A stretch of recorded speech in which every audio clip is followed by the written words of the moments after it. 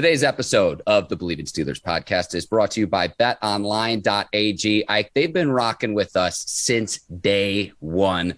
NFL preseason is wrapping up. College football week 0 is about a week away, a little bit more than a week away from college football week 0. So if you want to place a bet on the action, on the gridiron, BetOnline is the place to do it.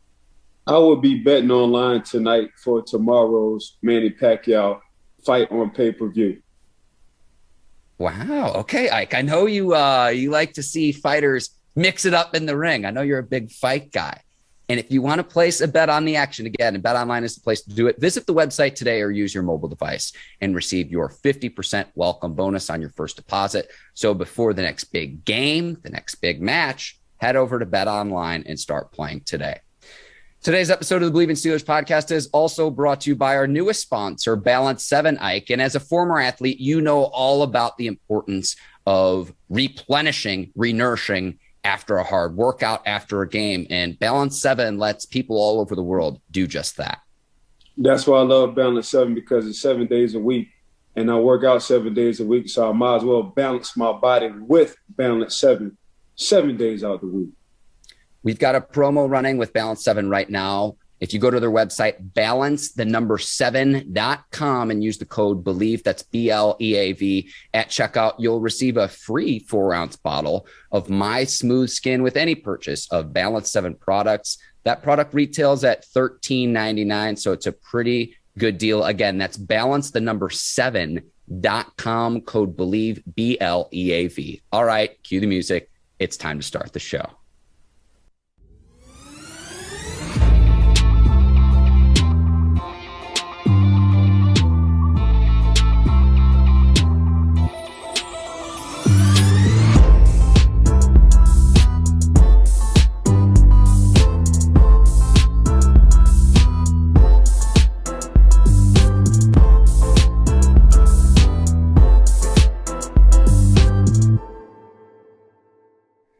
Welcome to another edition of the Bleav in Steelers podcast on the Bleav Podcast Network. I'm your host, Mark Bergen, joined as always by my guy, 2-time Super Bowl champion and 12-year veteran of the Pittsburgh Steelers, Ike Taylor. IT, it's Fresh Cut Friday.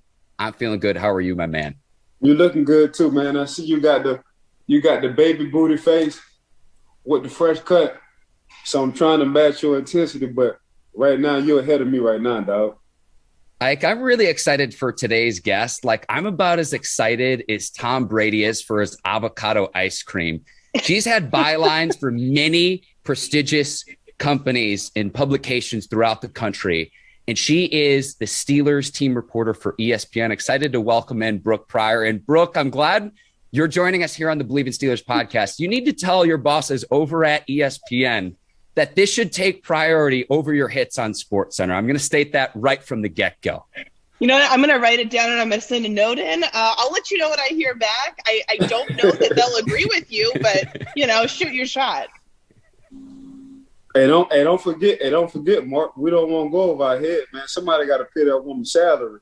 And, right now, man, we're on a little budget. I hear you. A lot to discuss on today's episode. And I guess we can start with the news of Joe Schobert, the Steelers trading for the Jaguars linebacker. I tell you what, for a 6th-round pick and the way they were able to work out the salaries, Brooke, it's like Kevin Colbert just does it yet again for a 6th-round pick. Just wanted to get your take. What'd you make of the trade for Schobert? I mean, Kevin Colbert's a magician, and I think he gets overlooked a lot when you talk about general managers because he's been here for so long. He's not, like the young up-and-comer like a Brett Veach that, gets a lot of praise for the way that he drafts and the way that he pulls off some of those free agent signings. But Kevin Colbert's kind of quiet, and then he makes a splash deal like this, and everybody's like, oh, yeah, that's right. This guy's really good at what he does. That's why he's been here so long, and the Steelers have been successful for so long. But I mean, there was a huge area of need, and it was kind of perfect timing when the Schobert news broke. It was in the middle of the first half of that preseason game last week, and I think Devin Bush had just got absolutely burned on coverage. And it was a great example of oh, yep, this is why they need an inside linebacker who's good in coverage, and Joe Schobert absolutely fits that bill. And the fact that he's been able to come in right away, he's been playing with the ones in practice. They expect him to play with the ones in the preseason game on Saturday. I just think that he was a missing piece that this defense needed. They've been down inside linebackers, losing Vince Williams right before the season. Robert Spillane is good, but he's not, your top tier inside linebacker. You need to have a defense that is just solid forwards and backwards, knowing the goals that this team has to try to make the most of Ben Roethlisberger in his last season, maybe last 2 seasons. But if they're going to win a championship, it's going to come from the defense, and that means doing everything you can to solidify every position. And Joe Schobert checks the box for the inside linebackers so they can kind of breathe a sigh of relief there. Okay, so you just answered my question, because I was going to ask you, Brooke, what you think the strength of this Pittsburgh Steelers team is, and you just said defense. If they're going to win it, it's going to be on their defense. So let me go to the offensive side. But what do you think the strength to that offense is for the Pittsburgh Steelers? Man, I know what the strength is not, and that is the offensive line. But it's kind of like I want to say the run game is going to be a strength, which is kind of crazy to say given that the O-line is in such flux. But when you use a first-round draft pick on a guy like Najee Harris, who is everything he was promised to be and then some, and that's just what we're seeing in training camp. He makes holes happen. He makes things happen on the field that just haven't been done in the last couple of years. It kind of feels like every run that James Conner had that would either go for like negative yards or maybe 1 or 2 yards, Najee's getting 3 and 4 yards. So it's just he's incrementally better in the small stuff, and then I think his big play potential is a lot greater. And I think that for this offense to be successful, Ben wants to show that his elbow is fine. He's been throwing a lot more of these mid-range ball, 20 yards down the field, even airing out some 40-yard passes in practice. But I think for the longevity of this team, the run game has to be the strength. And I think that if Najee can get through this season and not hit that rookie wall whenever it is, that's going to continue to be what separates the Steelers in some of these close games that they're going to have in one of the toughest, if not the toughest schedule in the NFL this year. I got one more question for you, Brooke. Pittsburgh will win the Super Bowl if. I don't want to say if they get lucky, because that is just not fair. There are a lot of really good teams, and they have a very difficult schedule. I think for Pittsburgh to win the Super Bowl, they will have to get lucky. But it's more than that. Ben has to look more like his 2018 self than what we saw in 20. And I think he will. I don't think he's going to go full 2018 and have, 4,000 plus passing yards. I don't think we're going to see that. But I do think that he has to be healthy the whole year, and the O-line has to gel really fast and look a lot better than they've looked in training camp so far. And then the defense, like I said, that is the strength of this entire team. They can't afford to have any of the late season injuries like Devin Bush with the ACL tear, Bud Dupree with the ACL tear. And obviously you can't anticipate those injuries. It happens to every team at some point. But last year I felt like they were really on a roll, and then those injuries happened, the COVID delays happened, and it really just derailed this team. They can't afford to have any of those intangibles that come up. The season has to go as smooth as it possibly can to set them up for a good position to end the year on. Okay, I said I had one more question, but this one more question for you, Brooke. And I need it from an offense and defensive standpoint. The sleeper on the defensive side is who? The sleeper on the offensive side is who? Player. Man, that's tough. I think on the defensive side, and it's hard to pick a sleeper because I feel like they don't have to be a starter. It can be a guy coming in as substitute. I want to go because my initial reaction is going to be Joe Haden, but can he be a sleeper? That's a Pro Bowl quarterback. But who's sleeping on Joe Haden? Because of his age and where he's at in his career, he kind of reminds me of what you said about Kevin Colbert, the GM. He really doesn't get the recognition that he deserves because he's been in the league that long. So if you feel like Joe Haden, you're not wrong on this one. If you feel like Joe Haden is a sleeper, explain to me why. I think because Minkah Fitzpatrick gets a lot of attention, and rightfully so. He is a really good safety. And I think we're also so worried about who that other outside corner is going to be. Is it going to be Cam Sutton? Is it going to be James Pierre? I think that Joe Haden kind of gets forgotten about. He's kind of taken for granted in a lot of ways. Like, oh, we don't have to worry about that spot. It's Joe Haden's. But, like, you're right. You don't have to worry about it because he's so good. He had a pick the other day in practice. And one thing that sticks with me that he said last year is that I think he's the third oldest guy on the team. I was looking this up because Cam Hayward keeps talking about how old he is. And so I was like, okay, but how old is he really? Cam is the fourth oldest. Joe is the third. He acts like one of the younger guys on the team, though, with the energy, with the way that he has just this infectious attitude that I think the entire secondary will lean on. And he makes plays. The ball just finds him. And I think that he's going to be a very important part of the secondary, a very important part of the defense, and one that we're not really talking about because everyone's focused on, okay, well, is TJ Watt still going to get done? Is Alex Highsmith and Melvin Ingram, how's that rotation going to work? Okay, Minkah's going to be really good. Devin Bush, but nobody's talking about Joe, and I think they're going to be when we get to the middle of the season. Okay, on the offensive side.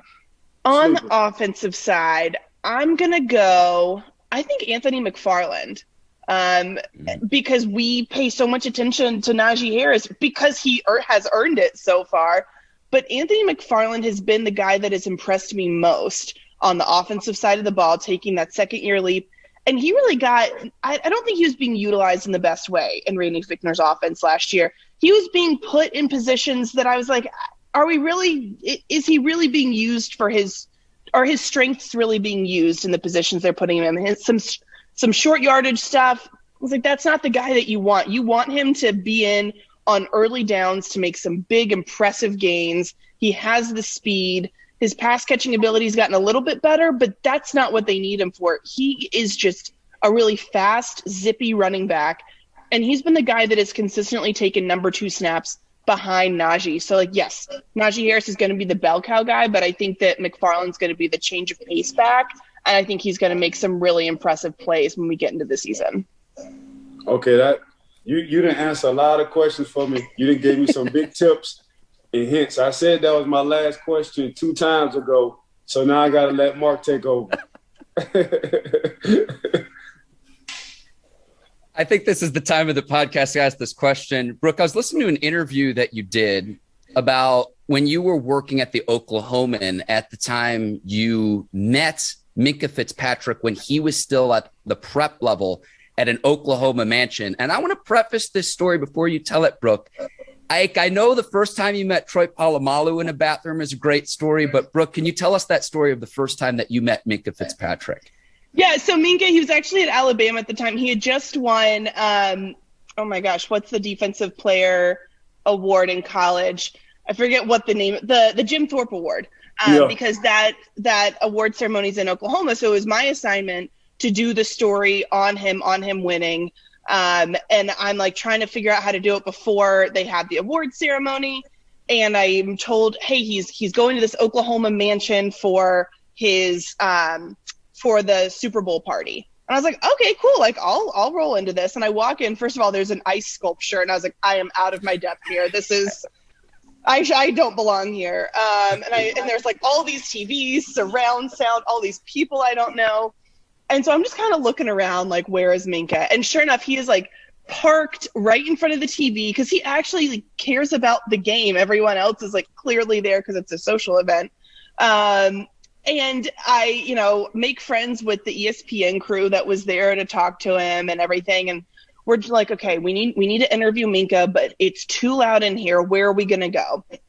And so we ask the woman who owns the house with her husband, like, where can we go? And she's like, oh, like, you can use like our bathroom over here. And I'm like, oh, okay, that's kind of weird. Like, it's me, a camera guy, a sound guy, and Minkah. And like, I don't know how big bathrooms are in your lives, but like, they're not that big in my life. Like, bathrooms are like 2 people max. And we go in there and it is like, I mean, I'm sitting in my living room right now and I'm in a loft. So like it's pretty open. I kid you not. This bathroom was like the size of my first floor in the loft. Like it had multiple closets that went into other closets. There was like a bathtub that was sunken down on the floor. And we interviewed him in like the vanity area where it's just like mirrors and places to sit and like a little like island countertop area. I mean, it was so bizarre. And she was right. It was quiet. Like it worked fine, but I've never done any other bathroom interviews before. And I think I've peaked with that one, but I mean, Minkah was great. And so when he got traded to Pittsburgh, I went up to him in his locker and I was like, hey, I don't know if you remember this. This is also a really weird sentence and I'm sorry, but I talked to you in a bathroom one time in Oklahoma at the Jim Thorpe Award. He's like, oh, yeah. Man, that was like a sick bathroom. I was like, right? And now, Minkah's probably going to end up with a bathroom like that. If not now, then very soon. So basically, Brooke and Mark, you're telling me the house y'all was in had some different kind of money. Yes. That's what you're telling me. It was not sports writer money. It was like Oklahoma oil money is what that was. Yeah, we talking about vanities. We talking about sunken bathtubs. We talking about a closet after a closet after a closet. That sounds close to $1 billion. Yeah, easily. I mean, it's Oklahoma though. Like, there's tons of land, there's tons of space, and if you've got oil money, like, go for it. I mean, they had a valet out front when you came in to like park your car, and I was like, okay, yep, that makes sense. Brooke, did you take the valet before approaching the ice sculpture?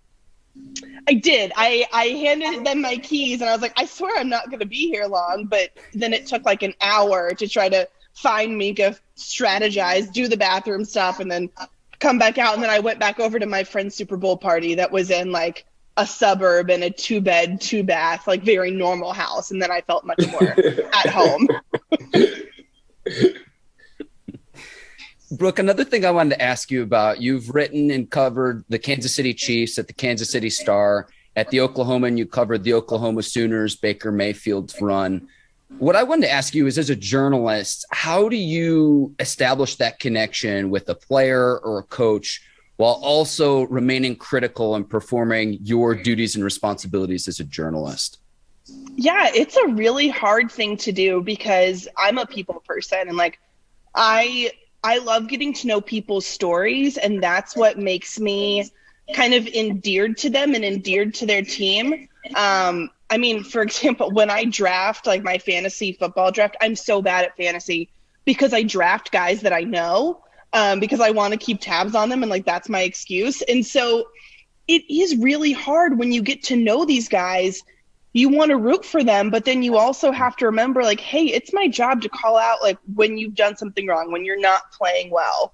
But it weighs on you because you think, gosh, I know what he's going through emotionally, or I have an idea, or like here's some of the off the field things that they're going through. But like, man, that on field performance was really, really bad. But then I think it helps inform you when you report like, hey, okay, didn't play well on Saturday or didn't play well on Sunday. Here's why it went bad from a game perspective.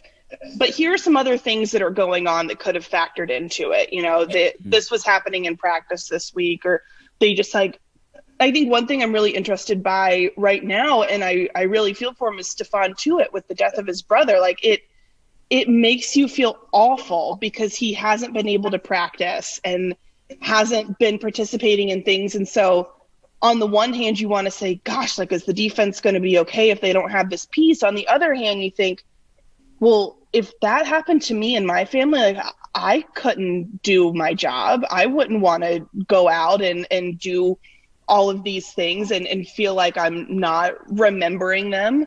So I think, honestly, I think it helps in my reporting that I feel a lot of empathy when I talk to people, and I try to use that to my advantage and try to make those connections that aren't just like, hey, so tell me about that touchdown you had. Like, I want to know, tell me about the touchdown. Who did you give the ball to? Who did you run up to and celebrate with in the stands? Why is that so important?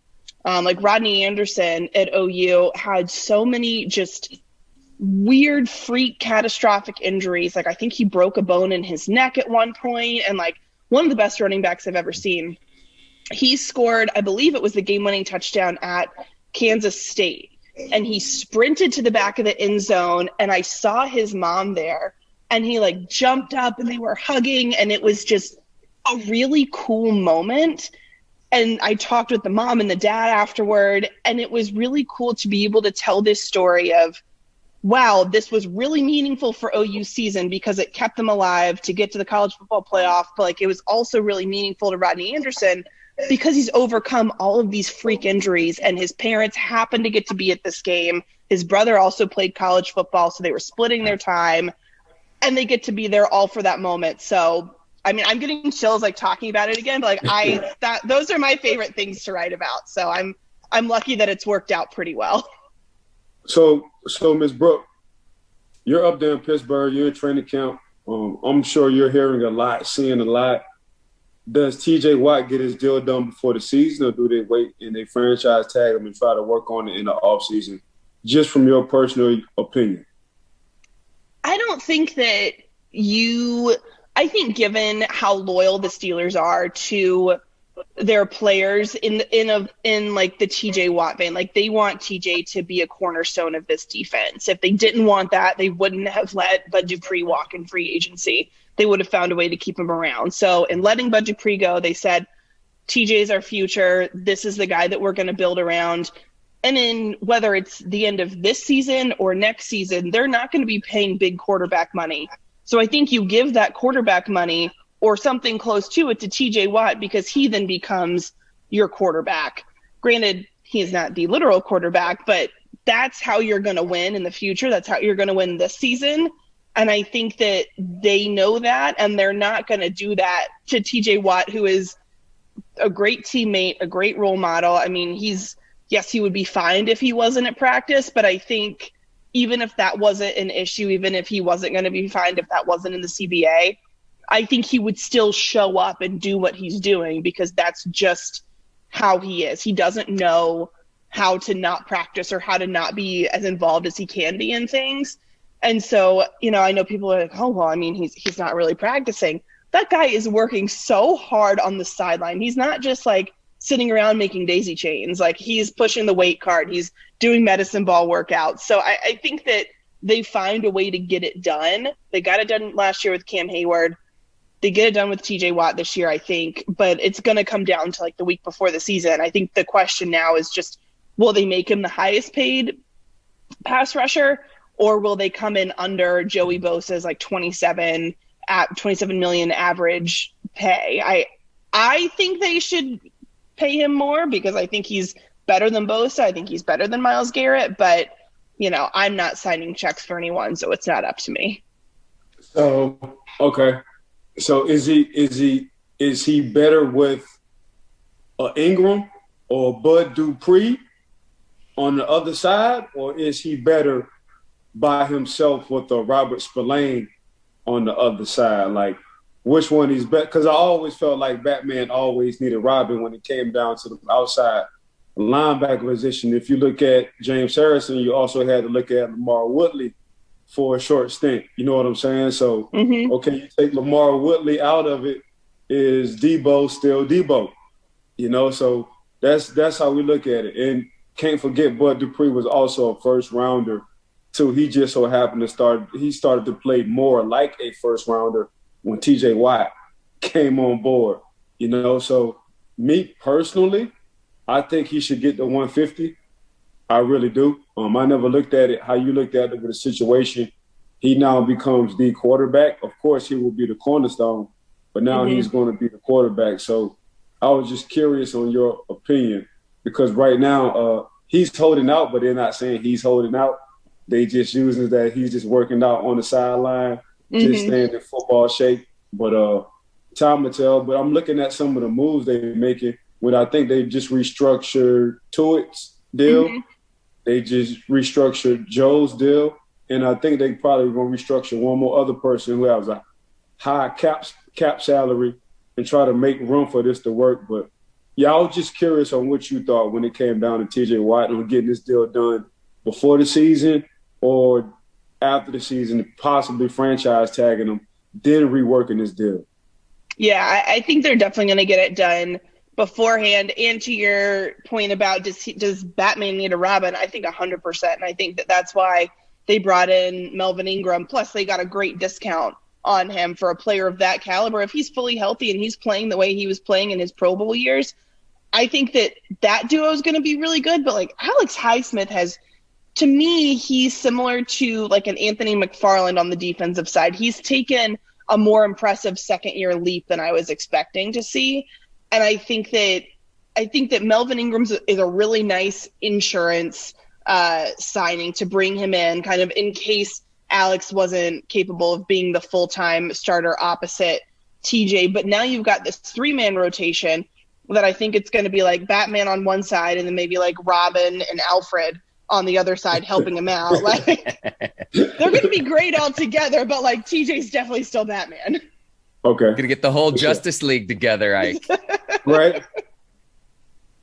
And we know that Melvin Ingram is like Benjamin Button. I saw the social clip you posted, Brooke, where he says he feels like he's 18 at age 32. And this is after a few years ago. He said like he was felt like he was 21 years old. Look, that's great news for the Steelers. If they can, like, keep bringing in these older guys who are saying, like, man, like, I feel great. Like, I feel like I can keep playing. I mean, Trey Turner kind of said similar things. Cam Hayward has said similar things that he feels really good. And granted, that's also kind of the standard line. You know, you get to camp like, oh, I feel so great. I'm in the best shape of my life kind of thing. And then the season starts and all of a sudden, you know, you're in September, it gets into November, and you're not feeling like you're 18 again. But if they can start out feeling like they're 18, maybe they just end up feeling like they're 25 by the middle of the season. And I mean, I wish I still felt like I was 25. So I think that I think that's good news. I think everybody's at like a good starting level that nobody's coming in and be like, I feel like I'm 42, because then, you know, that would just not be good for a football team. Brooke, you're in your prime. I like to think so, but you know, it takes, I have to stretch a little bit more now before I start writing. One thing I wanted to ask you about was, what do you think is the biggest storyline? We mentioned TJ Watt's extension. So other than that, we talked about that. What would you say is the biggest storyline for the Steelers between now and the start of the regular season? I think it's the offensive line and just how they work together. And it's kind of, it's a harder storyline to follow because it's harder to measure between now and the start of the regular season. Like TJ Watts is going to be pretty linear. Either he gets the deal or he doesn't. The offensive line, we have essentially two more checkpoints to see how they're doing in the next two preseason games. And I mean, I think it's really good that this team had the extra preseason game, considering how long it's taken for all five guys to get out on the field together. I mean, this was the first time this week that we saw Chooks and Kevin Dotson and Kendrick Green and Trey Turner and Zach Banner all out there together for the same rep. And I brought that up to Tomlin earlier this week, and I was like, what do you think? You finally got all the guys out there? And he said, oh, we did? I didn't even know it was the first time. Like, okay, yeah, you definitely knew. If I'm noticing it, you've noticed it and then some. But I think that seeing if that ends up being the starting five, which I think it should be, and how quickly they can learn to work together, because some of those early practices when guys were rotating in, when it was like Rashad Coward in there at left guard and Joe Haden in there at one of the tackle spots, it didn't look good. It was, the defense was getting through every single time. So great for the defense. You know, you take that and you're like, well, okay, at least the defense looks really good, but you've got to protect your quarterback. You've got to protect the investment of the first round running back. And so I think their ability to get on the same page and to play at a high level quickly is going to kind of set the tone for this season. And they have, I think, 23 days is what I saw tweeted today, 23 days until the regular season starts. So they have 23 days to figure that out before Buffalo absolutely throws everything they can at Ben and at Najee to slow them down. So just off of football, and I would say, and I'm just asking you, so I would have young guys come in when I was, in my prime and being a veteran. And the piece of advice I would give to them was don't cut yourself, meaning always come in shape, stay out of off the field trouble, and know what you're doing on the field, stay in your playbook. Now I'm coming into your world, Brooke, and I want to be a journalist. Give me a few pieces of advice coming in as a rookie. What would you tell me since you've been a veteran or a veteran in the game? It's crazy that I'm a veteran because I don't feel like it. I still feel like every day I'm like, why? How am I doing this? And there's still things that I look to people that are older than me. I'm like, when will I get to you? And I didn't just do this second nature. I don't have to think through everything a million times. The biggest piece of advice that I give young journalists who come to me and they're like, how do I get where you are? My whole thing is like, just be there, just show up. And that's to every opportunity you can, whether it's covering like a high school cross country meet or running quotes at an NBA game. Like I have done everything at every level and said yes to so many opportunities that if I knew, like, I'm lucky, I think, because I didn't come into journalism with a set goal of like, okay, I need to get to this level and then I will feel like I've made it. I had a couple loose ideas. Like I actually wanted to be a national college basketball writer. Like that was the dream. Going to UNC, being from North Carolina, that was it for me. But then I started saying yes to opportunities that put me outside of that path. And I started showing up to things and just being there. So like I found a way to get to the Final Four in 2016 when UNC was playing Villanova in the national championship game. And I mean, we had to do things like we could only rent a car for 24 hours. Like our budget would only allow for us to drive from Durham to Houston, which I think was like a 17-hour drive, 20-hour drive, but we could only rent the car for 24 hours. Like that was all the money we had. And so we drove it straight through. We didn't stop. I slept like 3 people to a hotel room. We did that for the duration of the Final Four and then had to do the same 24-hour thing on the way back. But if I hadn't gone to that Final Four, I wouldn't have ended up with a job offer from the Oklahoman because of the people that I met there, just from being there, just from introducing myself, asking questions. If I didn't go to the Oklahoman, never would have gone to the Star, never would have ended up at ESPN. And those things happen by just showing up and getting in the door however you can. That's, there's no job that you are too good for. There's no opportunity that you can say, well, I mean, at this point in my career, I shouldn't have to do that. I mean, I was covering, at the same time that I was covering OU football and like Baker Mayfield's Heisman runs and stuff, I was also helping out doing high school basketball tournaments and high school baseball tournaments where you're like scoring it yourself. And I remember being in absolute tears trying to make the box score for a boys basketball tournament make sense because I just had like missed a rebound somewhere or the point total wasn't right. And it was really humbling. And it also taught me like, hey, this is great. It's later now helping me become a better play-by-play taker. I'm noticing things more. I'm watching the game differently. So that's just what I tell people. And they're like, how do you get there?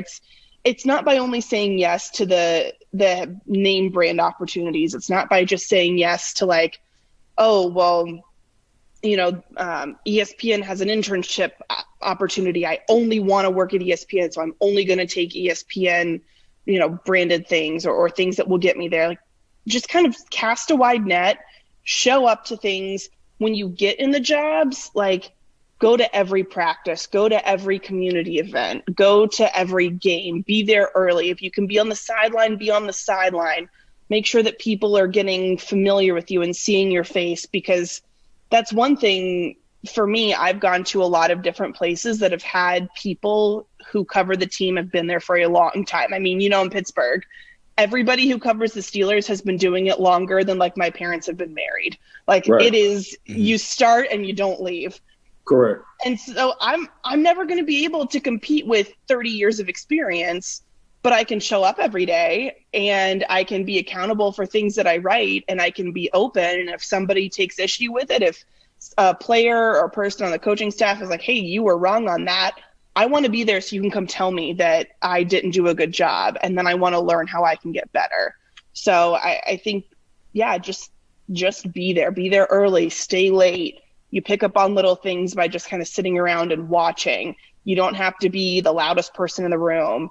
Just observe, figure out what's going on in the ecosystem that you're covering, and let that kind of be your guide. So that's, I don't know how many pieces of advice that was, but that's what I tell high school kids. I'll take it. I wanted to ask about your world. I had to come into your world, you know, so I also like to learn just as well as you do. And I like what you said, you know, especially on the listening part, because I've been asking a good man to make me a better listener. You know, sometimes I like to talk instead of using my 2 ears. So I appreciate you. I just had to ask you that question. Yeah, no, I'm with you. I like to talk too. It's hard to remember, like, I'm not in a place to tell my story. My job is to tell other people's stories, and that means that I need to like sit back and listen and ask questions when it furthers the conversation and kind of digs deeper on everything. But they're not here to hear me and my opinions. Like, people are talking to me because they want their voices to be heard, and I can help amplify that in what I do. Got you. Ike's acting like he's just flapping his gums when you got words of wisdom yourself. I'm the one who's responsible for that on this show. Yeah, I'll let you just throw me the alley-oop. That's all. You be the point guard, and I just try to slam dunk it.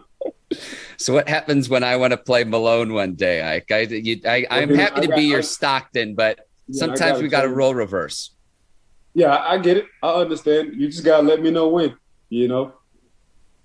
Brooke, this has been so much fun. Before we let you go here, I've got to ask you this and leave you with this question.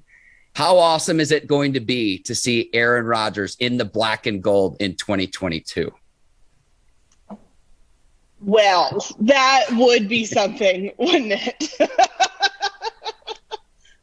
This guy. I think Ike's reaction says it all there. This guy. You know, if it happened, I would be thrilled because I would have plenty to write about. I would have plenty of TV hits. It would be great for my career. The Steelers would be happy. I'm not seeing that happening though. I'm excited to see Aaron Rodgers in 2021 in the green and gold in Green Bay when the Steelers go play there in week 4. So I wasn't like letting myself dream about that until it like officially happened that he was coming back. But now I'm like, my flight's booked, my hotel's booked. Like, I am so hyped up for that game. So those are the only Rodgers like visions I'm having right now.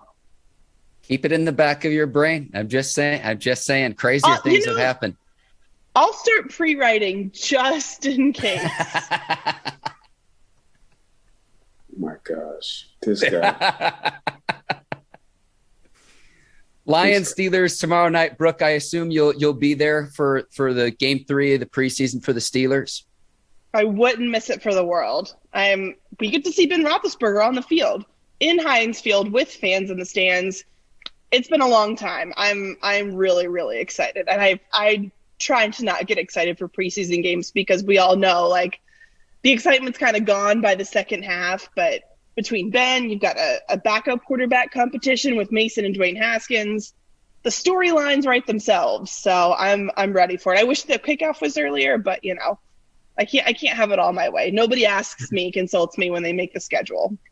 Right. Ike, is there anything else we want to get to before we let Brooke go here? This has been so much fun. No, I done had a lot of fun, Miss Brooke. Appreciate you coming on the show, talking about what you've seen with your bird's eye view in Steelers camp, sharing your story from where you come from to where you are, which is a hell of a story. Keep doing what you're doing. It sounds like you're just having fun, and that's the good thing about it. And the reason why you can tell you're just very passionate about what you do and totally unselfish. which is a good trait to have, especially in your field. So, Ms. Brooke, man, keep doing what you're doing. You know, this is just the beginning for you. So it's a lot good store for you back in the day. So just, you didn't put the work in, you know, the 24 hours of renting the cars, the 3 people in 1 hotels. That's just going to be part of one of the chapters you can talk about when you want to write your own book on how successful you are, or when somebody is writing a book on how successful you are. So, man, just keep doing what you're doing. I appreciate you coming on the show with Mark and I. Well, thanks, Ike. And I'm going to remember that line about don't cut yourself, because it applies in journalism too. Like, don't tell myself before I write something that it's not going to be good, or I'm not going to break that news, because then you're already losing before you've even started. So I like that a lot. I'm going to remember that. Thank you guys for having me on. No problem. Thanks for coming. I want to thank our sponsors, Bet Online and Balance 7. I want to thank the Bleav Podcast Network, the folks over at Brinks TV, led by John Brinkus and Courtney Vargas. And to you, number 24, Ike Taylor. Always a pleasure chopping in week and week out with you. For Ike Taylor and Brooke Pryor, I'm Mark Bergen. Thank you for listening to the Bleav in Steelers podcast. We will see you next week. Take care, and so long, everybody. Peace.